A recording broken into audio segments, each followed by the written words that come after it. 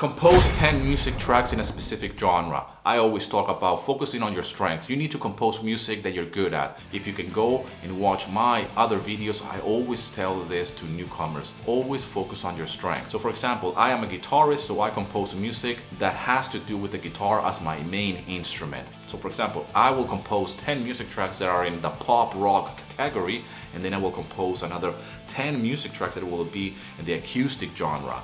Then I will compose 10 music tracks that will be maybe a little bit heavier rock, if you will, not so much pop rock.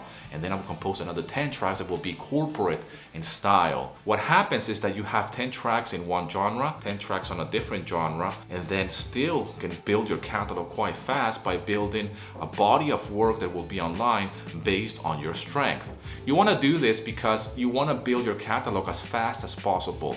You might be overwhelmed by work, family, you have responsibilities, so you really don't have much time in order to learn how to play the piano and then compose your masterpiece. Or if you don't play the guitar, you don't have time to practice the guitar in order to start composing your music tracks. So focus on your strength, compose 10 tracks, and by the way, by composing 10 tracks, you will be practicing what it is like to compose music for higher end libraries. But then again, this is another conversation for another video. But when you apply to higher end libraries or exclusive libraries, they will usually ask from you an album, and that will translate in 10 music tracks in a specific genre.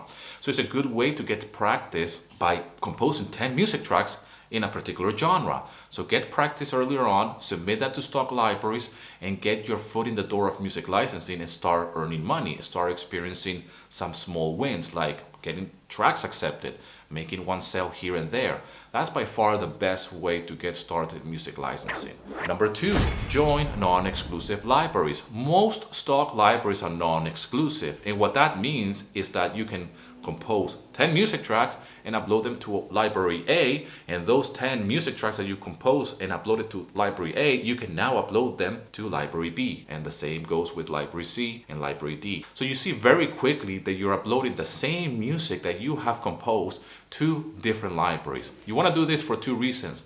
You want to do this because that's the fastest way to grow your catalog and have a body of work online.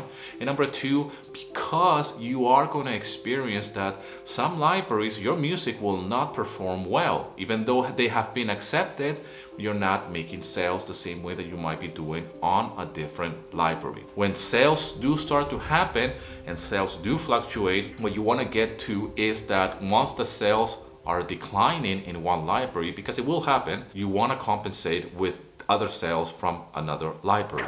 Number 3, upload weekly. Especially if you're in the early stages, you need to upload every single week. I know it might seem like a lot. I'm not suggesting that you upload 10 tracks every single week. That could be a lot for somebody that is starting out. But what you need to do is upload on a weekly basis. Commit to a schedule. You really want to get to a place of building momentum. If you're not building the momentum earlier on in your game, earlier on in your career as a music composer, on the side, it's going to be very hard to sustain long term. So in the beginning, you really need to build a momentum. In the beginning, you need to commit to your own schedule and say, hey, I only have here 1 hour to work. Maybe you only have 1 hour on the weekends. It really depends on your schedule and your lifestyle. And it really depends on what your goals are.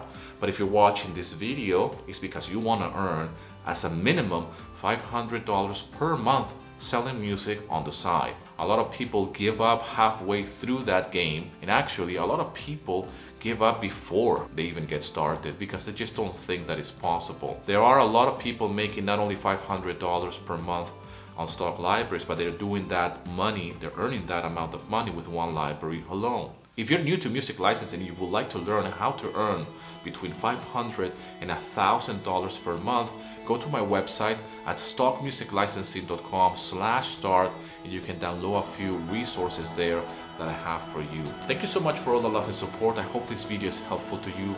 I love you very much, and as always, rock and roll, and here's to your success.